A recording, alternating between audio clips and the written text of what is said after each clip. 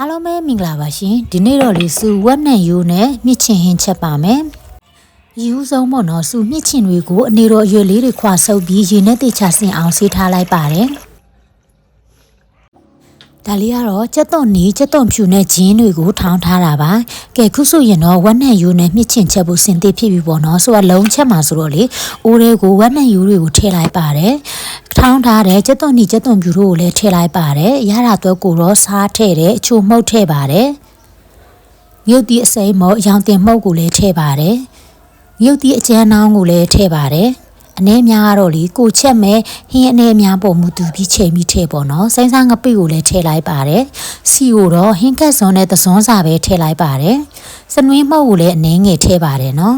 ပြီးရင်တော့ရေဆေးထားတဲ့မြစ်ချင်တွေကိုထည့်လိုက်ပါတယ်အားလုံးကိုနှံ့သွားအောင်တတိချာလေးနေပေးလိုက်ပါတယ်ရှင်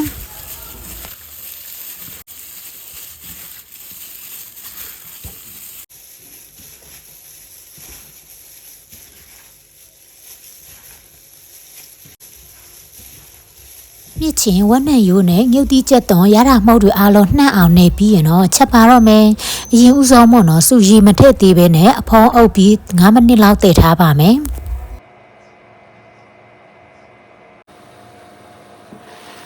9မိနစ်လောက်အဖုံးအုပ်ပြီးတည်ပြီးရဲ့အခါမှာတော့စုအဖုံးဖွင့်ကြည့်လိုက်တာပေါ့နော်မြစ်ချင်နဲ့ဝက်နဲ့ရိုးတို့ကရေထွက်ပါတယ်အဲ့တော့ခဏလောက်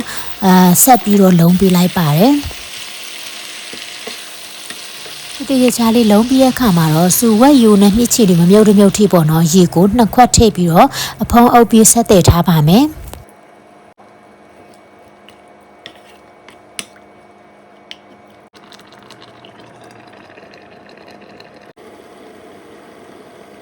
ချက်လာလိုက်တာအခုဆိုရင်တော့ဟင်းရည်တွေကစစ်ကန်နီးနေပြီပေါ့နော်ဒါပေမဲ့ဝက်သားတွေကမနူးသေးပါဘူးမြစ်ချင်ကတော့လေကြချက်လေစားကောင်းပြီပဲပေါ့နော်အဲ့တော့စူနောက်ထပ်တစ်ချိန်ရေကိုဝက်နဲ့ယူနဲ့မြစ်ချင်တွေမမြုပ်တမြုပ်ထိထပ်ထည့်လိုက်ပါတယ်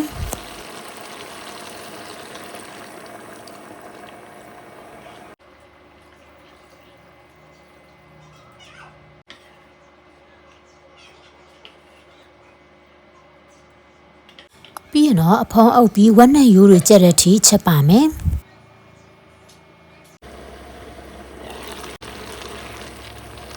ချက်လာလိုက်တာခုဆိုရင်တော့ဟင်းရည်တွေကလည်းစိတ်ကန်နေနေပြီဝက်သားဘက်တွေကလည်းနူးနေပြီပေါ့နော်အဲ့တော့ဆိုဟင်းရရတာကိုမြည်ကြည့်ပါမယ်ဟင်းရရတာအပေါ်ငန်အဆက်ကိုတော့မမစိတ်ချိုက်လူတူလူပြင်ဆင်ပေါ့နော်ဒီမှာဆွရဲ့မြစ်ချင်ဟင်းကအငန်ပေါ့နေလို့စူစားအနေငယ်လေးထည့်လိုက်ပါတယ်ရှင်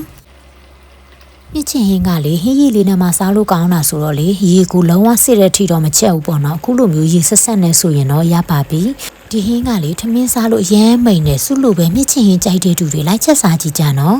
ဆွေးဗီဒီယိုလေးကိုအဆုံးနှစ်ကြည့်ရှုပေးတဲ့အတွက်ကျေးဇူးများကြီးတင်ပါတယ်ရှင်နောက်ဗီဒီယိုမှာပြန်တွေ့ကြမယ်နော်တတားပါ